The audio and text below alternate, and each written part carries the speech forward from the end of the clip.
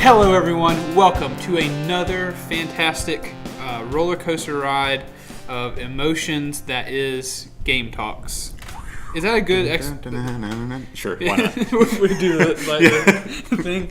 I don't see why it can't be a good explanation of what Game Talks is. I mean, I can make this one a tearjerker if you want me to, Keith. I got a doozy in the chamber. If you can get me to cry, that'd be pretty great. All right. I Challenge haven't. accepted. I don't think I've cried on camera for Tank Media before. I don't know if I've ever cried on camera, but I don't think I've ever cried. Certainly not unintentionally on Take Camera for Tank Media, but I don't think I've done it intentionally either. I've got a few doozies in the chamber. All right, for you, well, Keith. we'll see. Okay. We'll see if I do a little sniffle, if I get misty-eyed.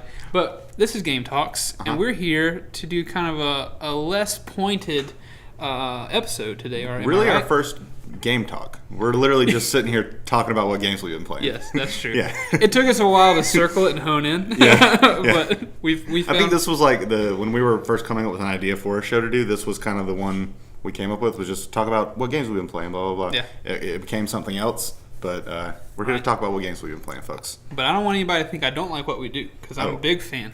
I'm a big fan of taking my shirt off and swinging an axe around at places. I'm probably, well, no, Kevin might be our number one fan. Yeah. I'm our second number one fan. Okay. Number two fan. That kind of hurts, but also it makes me happy for some reason. Shout outs to Kevin. Yeah, Kevin's the man. Yeah. I like that Kevin watches this stuff. Kevin is the man. He's like it's early in the morning, Keith. I can't really think of what I'm trying to say, but he's like he centers us. Yes, he does. Whatever. He does. Yeah, I'm currently having deja vu with you saying that for some reason. I said it a lot during Blue to Black. Okay, there you go. So, yeah. But also, it's been a long time since Kevin and I were in 4-year-old kindergarten together. So this is a cool. It all comes back around thing. Yeah.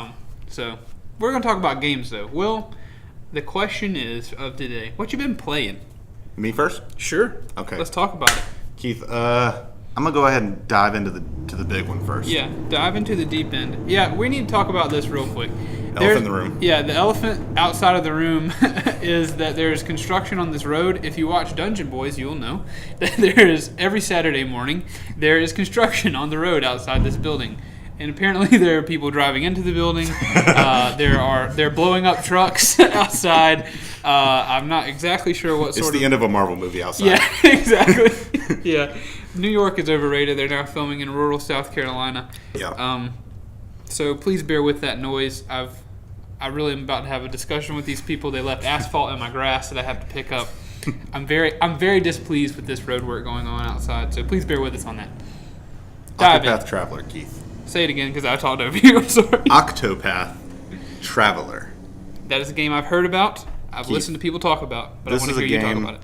That had me at hello since they first announced it. Okay. It was in the January 2017 Nintendo Switch presentation when they came out on stage and were like, here's all the games coming out, here's the Switch, here's how it works, here's how you can do this little thing. They had a man laying on a couch demonstrating how you can play it like this, which lounging about. Adorable. But yeah, ever since I saw it, because it's like one of these things where it looks like a Super Nintendo game. It's like as if technology continued to expand and grow upon itself, but art styles of video games stayed the same, basically. Mm-hmm. So it's like a Super Nintendo game in 2018. Okay. I've shown you this a little bit before whenever we just started, but just the folks at home probably know what Octopath looks like. Right. Just the way that this whole thing looks like. So yeah, the graphics pulled me in. And then once I played the first demo, because there was a first demo that came out last September, I believe, almost a year ago now. Jeez. Yeah.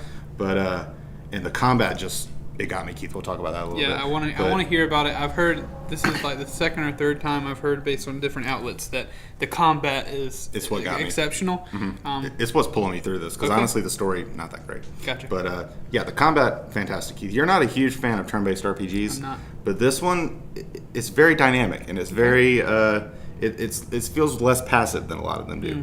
Which is a thing that it does is every turn you have this thing above all your characters' health bars called a boost meter. There's 5 dots. Every turn, it fills in with 1 dot.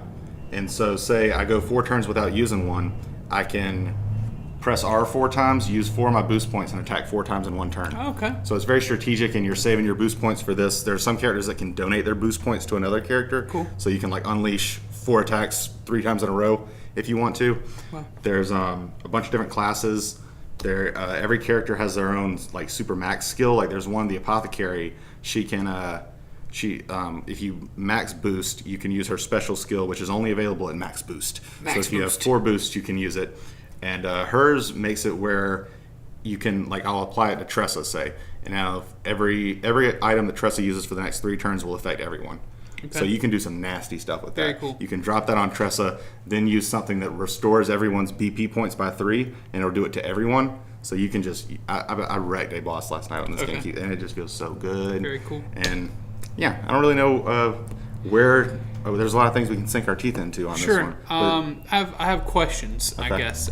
Since I haven't played it, and I've heard people be critical of it, I've heard people be very excited about it. Mm-hmm. So one of the criticisms I've heard is that there's this weird disconnect between, like, you're kind of playing as one person, yet also always as 4 people. So like, someone will comment to you and say, "Oh, you're here alone," but really there's like 3 dudes standing beside you. Yeah.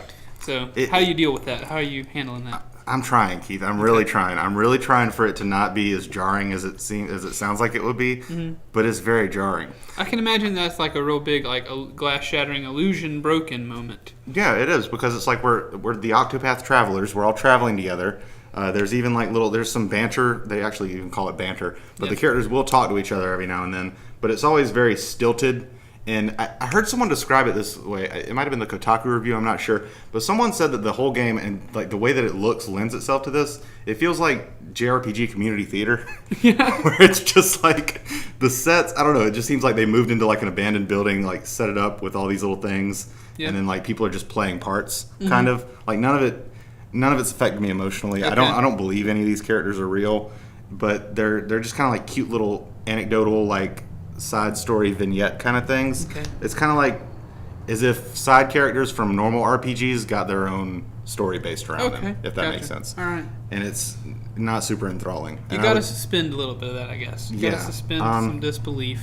And some of the stories, I mean, they're good, but, like, just that disconnect of, like, where are all my friends? Why are we walking around together? But as soon as we enter a cutscene, like, do they just go hit the bar? Like, what is going on? Where are they? All right, we'll see you after this conversation. Yeah, let me know when the fight starts. I'll be right back. Yeah, but like I said, the combat, as we mentioned too, with just the boost mechanics. I'll wait. That was for me. Did you hear that extra rev? Yeah, that was for us. But yeah, I would just say that the story, not captivating, and it's one of those things where, Keith, like, the first week that I had this game, I put about 50 hours into it. I'm trying so hard. Not to listen to that outside. I'm trying not to just think about what could possibly be going on. Is he doing donuts out there? Like, it sounds like he backed up into the parking lot and then gave us a couple of revs and then just went back. Like, hey, are you trying to do something? Hey, do you need any sort of silence? Because you can't have it. We're going. Maybe that's Kevin out there. He's messing with us. Yeah. Kevin's like, I don't care about Octopath. Yeah. All right. Tell me more about what you're trying to say. And we're just gonna talk through it. That guy just completely. He just. I lost my point, Keith. Yeah, we're gonna talk through it. We're gonna talk through it from now on. I don't know what you're talking about. I lost it. We're talking JRPG community theater. Yeah, JRPG community theater. Combat is pulling us through. Basically what I remember what I said. The first week that I had this game, put about 50 hours into it, and then over the past week and a half, only about 10. Huh. Big drop off. Yeah. Just because the combat has, like, worked its magic on me. I'm in love with it. But the story, every time I get into a cutscene, I'm just, like, pressing A. It pulls you out. Yeah, I'm just kind of like, I don't know. But I'm going to finish it, Keith. Yeah. When I bought the game, I was one of those guys, I was like, I'm going to complete everyone's story. I'm going to do all 4 chapters of everyone's story. I know there's a secret, like, in-game boss fight dungeon thing that you can do. Yeah. I don't know if I'm going to get to that, Keith, to be honest. You think you just finish it up and leave? I'm probably going to wrap up my 4 main people's story and then just get out. Yeah, because was there a moment where because I know on Twitter that you were kind of walking us through your first thoughts, which were, woo! Yeah, that drop-off is very apparent. Yeah, and it has dropped off, and your conversation now, holy crap! I'm trying so hard, Will. I really want to just go peek my head out there. Yeah. Man, I don't get it. I don't know what equipment. This might have to be our first edit heavy. Yeah, it might have to be. Media games. I don't know if you think this is very humorous. Please leave a like or a comment because we can do this. Yeah, we can pull through it. So the drop off. Was there a specific point at which you were like, I'm going from I am riding the high of Octopath to now I'm crashing a little bit? Yeah, I would say there are a few characters whose storylines are really dark. Okay. Very dark. The word, I mean, bleep me if you don't want me to say it, but the word whore gets thrown around a lot in this game. Oh, Keith. wow. And what a word. Yeah. And I'm pretty sure, bitch has been another edit heavy. Another word. A bunch of very dark, kind of like just make me feel weird for being a part of them, just because they're like very. Seems like it doesn't match the rest of the tone. Yeah, it's very jarring because a lot of the characters like Tressa.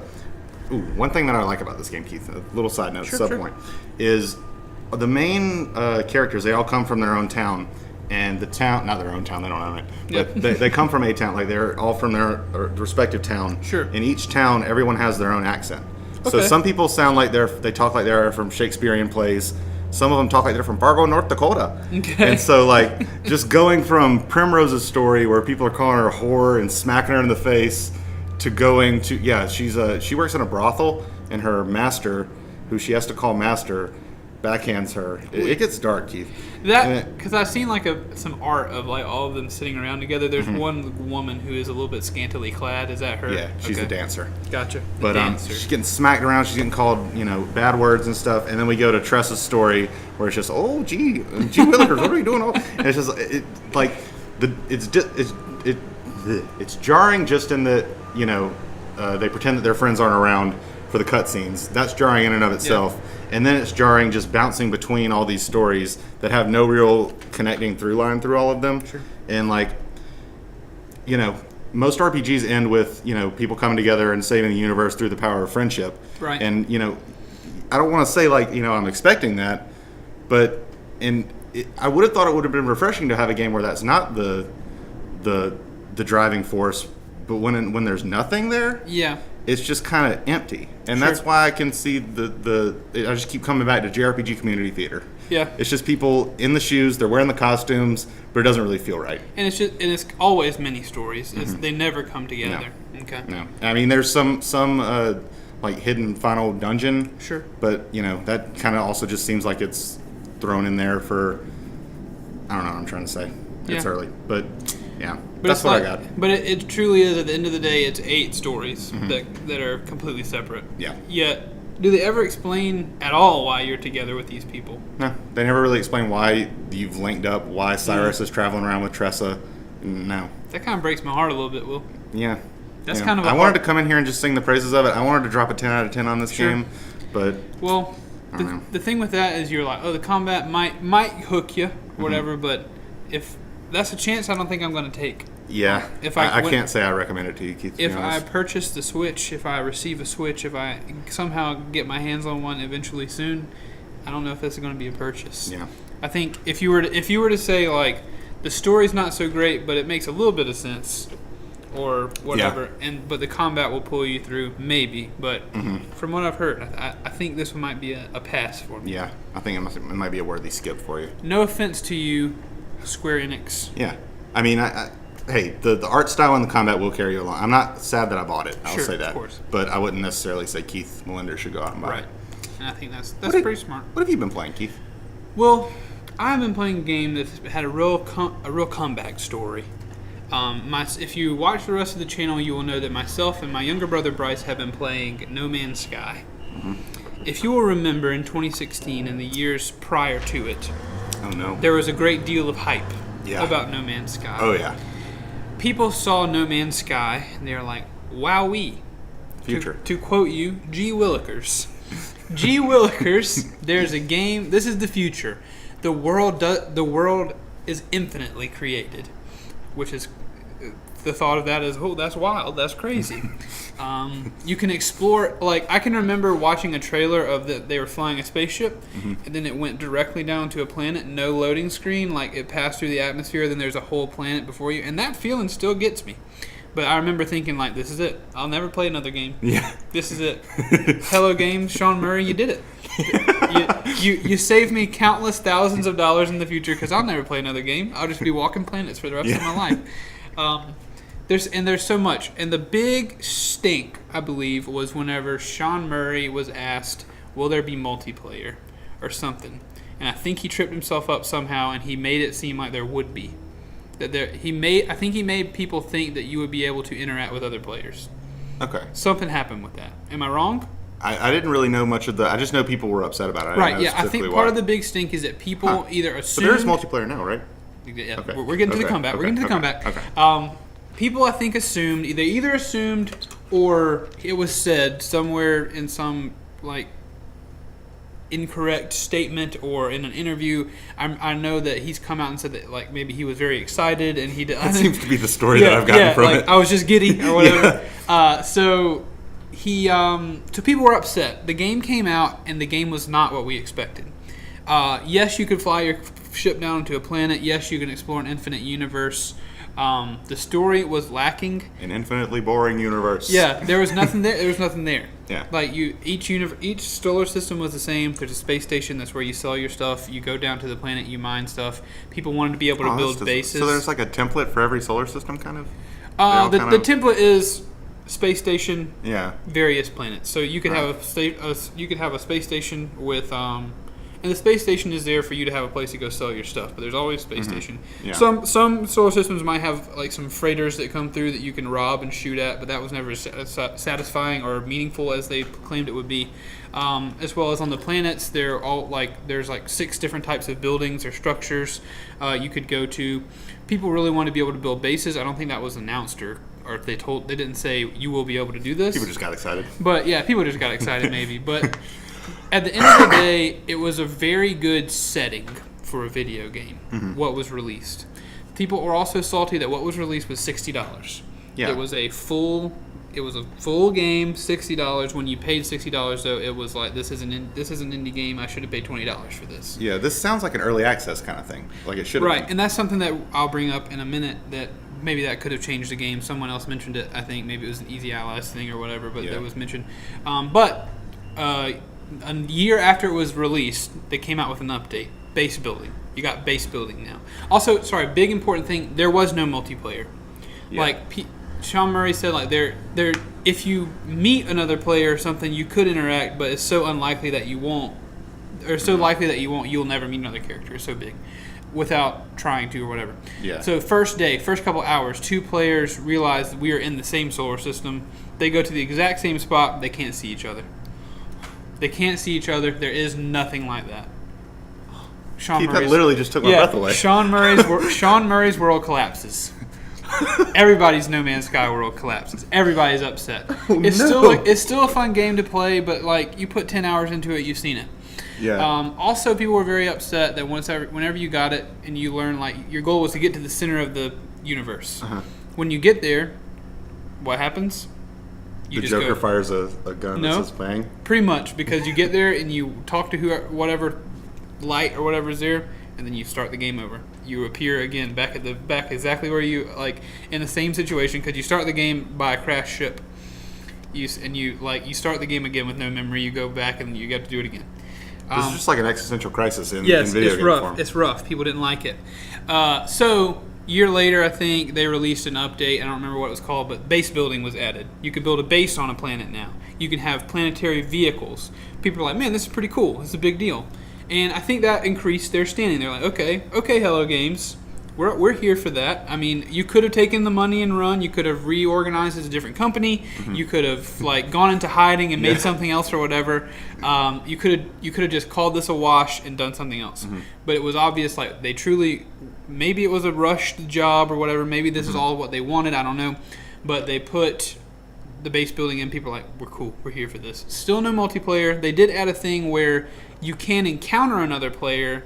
But when you encounter another player, it's like they're a light. They're like this weird floating orb that you encounter. And then when you encounter them, you can like interact with them and set a monument. And it's like a beam of light that shoots into the sky on a planet. And it says like, this commemorates the day that Will Tank and Thor God of Thunder met on this planet at this time on this date. So people are like, okay. It's so weird. Yeah, people are like, okay, this is a step in the right direction. Nobody knows what's coming next. A year later, we get the next update. And now the game is what I expected and what I wanted out of a game. There's co-op multiplayer. Full stop is what you wanted? Full stop is what I expected. There's co-op multiplayer now. I can see Bryce's character when we play. I can choose what I look like because there's third person now. It was always first person. I can now choose what I look like. There are different races of people. There's Corvette, there's like robot people and like Viking, like big alien guys. There's like spacemen that look like human spacemen, and then there's these little tiny guys called Gek, like they're little dwarf frog people. Is that you? That's me. I made myself into a little frog boy, and so me and Bryce are now exploring the galaxy, trying to find a place to build a base. You can now the base building is a lot more Fortnite-y now. Well, you can build wooden structures to have your base in. You can actually, I don't know if you could do this before, but you can purchase a freighter ship. So in space, you can have this giant, like, Imperial Star Destroyer-looking ship that you fly into and that you can control. You can have frigates, smaller to large ships that you can send on expeditions to make you money. You can buy different, you can keep, it's like a garage, your freighter is. You can keep, like, 6 different other, like, single-man ships in there. Sweet. I don't know if the vehicles on planet you can put more than one person in. We haven't made it that far yet, but that would be really cool. But you can build bases. You can build bases near other people's bases. The game is a lot of fun. If I were playing it by myself, I don't know if I would have as much fun. I find that whenever I'm playing those kind of crafty exploration games by myself, I can lose a little bit of interest. But having me and Bryce there, being able to co-op and play together, I'm not getting tired of it. We've got probably 13 hours in it right now together, and we'll keep going and playing. But I've been playing that, and I've been really enjoying it. I'm giving Hello Games a gold star for sticking to it, and for saying we're gonna make the game that we wanted to make, and that's what I'm assuming that's their mindset. And they stuck the landing. Yes, and they stuck the landing for me. It's kind of glitchy. There are problems with the freighter. Like whenever I want to warp, you can either warp in a single ship or warp in your freighter and take everything with you. Okay. So whenever I warp to a new galaxy or new solar system, sometimes when I arrive there, like I get shot into space and I die. So there's some bugs, but I feel like jankiness is like part and parcel with this kind of game, though. Yeah, true. Totally acceptable for me. Absolutely. It's a lot of fun. You might have sold me on this game, Keith. It's fun, man. It's really fun. I really enjoy playing it. I mean, if it comes on sale. I mean, it was. I think they did it like for $30 when the next update came out versus the $60. It's $50 right now, I think. Okay, which is still better than $60. Better than $60. If ever, like, I guaranteed, if it goes on sale for like $25, I think you should nab it. Yeah. But treat it with caution, I guess. I mean, it's not. Okay. It may not be for everybody. Kind of but the one thing that really makes me want to get it is that it's really easy to game share on Xbox One. So if I buy it, Kevin's like on board immediately. Nice. So I've got like a built-in co-op buddy for it. Very cool. Yeah. Especially if there's no crossplay, which would be cool. I don't know if you can crossplay with PC or with like PC and Xbox. That may be something, but I don't know about PlayStation. Big fan of the game, though. Nice. It's also surprising to me that it's on Xbox One now, because I thought it was a PlayStation joint. Yeah, I think they kind of sold it as that, but it was one of those like timed exclusive. Yeah, timed exclusive. Rise of the Tomb Raider Xbox One deal. Nice. So that's what I've been playing. I've been really enjoying it. Yesterday on Steam, We Happy Few came out. I don't know if you've seen anything about that. It came out full release out of early access. I've been seeing that in those little silent Facebook videos that just infinitely repeat for like 3 years now, probably. Right. I want to. It looks creepy and fun. It looks like a good thing to play on the channel, so I'm going to do that. Also, the Doom Eternal thing came out yesterday. And I've never played Doom 2016. Grappling hook. Keith. I haven't watched any of that. But you can tell me all about it. But the Doom Eternal thing came out yesterday, so Doom was on sale for $10. Ooh. And I haven't played Doom, so I'm going to play Doom as well. I might make that like an exclusive thing. I don't know, but I don't know exclusive thing. Like a we'll talk about it after the thing. I don't want to announce too many things on the channel on the thing here. I may have slipped my tongue. I know where you're going. But we're gonna have to do an edit because we broke an NDA there. Yeah. Embargo. An NDA with ourselves. That's what these trucks are. They're making sure that we don't say anything we don't need to say. But that's what I've been playing, dude. That's No Man's Sky is really taking up most of my time. That's about it right now. Nice. I've got 4 very, very small bullet point games to mention. Hit me. One of which is... Ooh, where do I even begin? Where to begin? I'm going to go with Captain Toad Treasure Tracker. Captain Toad. I hear, again, I talk a lot about Easy Allies. I don't have a whole lot of outlets for video game stuff. And by whole lot, I mean I only have one. It's them. I don't have time to listen to everybody else because they make so much stuff. And I really, and they're 9 people. I mean, who else do you need? Yeah. For real. But I hear them other than talk, us. Of course. Other than yes, us. You should stay here. Yeah. But just keep us on the list. Whenever you run out of their content, we'll be supplemental. Yeah, we'll be here. But I hear them talk about Captain Toad. I don't know anything about it. Okay, so it's a puzzle platformer, kind of. A 3D puzzle platformer where every level is like a diorama kind of thing. I don't even really know what a diorama is, Keith, if I'm being honest, but people use that to describe this. Is that like a dollhouse? It's kind of like in school when you make a diorama, whatever. It's like a shoebox that you turn on the side, so it's like a square thing, and you kind of create something within the box as if to like a little world in there. That's for sure what it is. I'm actually I'm in the middle of the cutscene. I was going to pull it up and show it to you, but don't ruin that Octopath cutscene with so much rich I'm so invested story in it. Stuff. I'm actually doing my main characters. Ooh, I want to mention her. Can I go? Can we go back to real Octopath? Fast?